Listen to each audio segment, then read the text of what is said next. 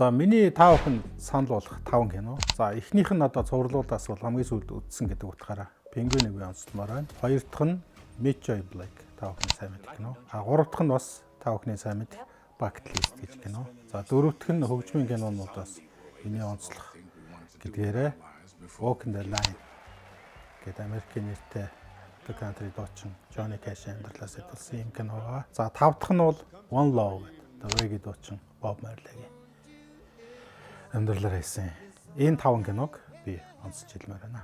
За энэ дундаас би Meet Joy Black гэж энэ киног онцлмоор байна.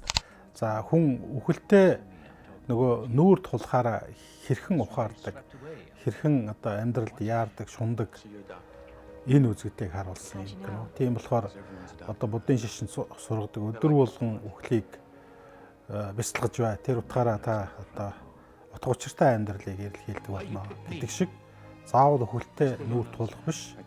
Энэ сургаалаар ч гэдэг юм уу. За эсвэл энэ кино бусад энэ зүйлүүдээс өхлийн тухай, амьдралын утга учирын тухай өдөр болгон бяцлагч тухайд бол маш хэрэгтэй кино. Тэгээд бас хүний амьдралд бас их том ойлголт, их том өөрчлөлтийг өгч чадах юм хүчтэй кино гэдэг утгаар нь энэ киног сонгож та бүхэн санал болгож байна.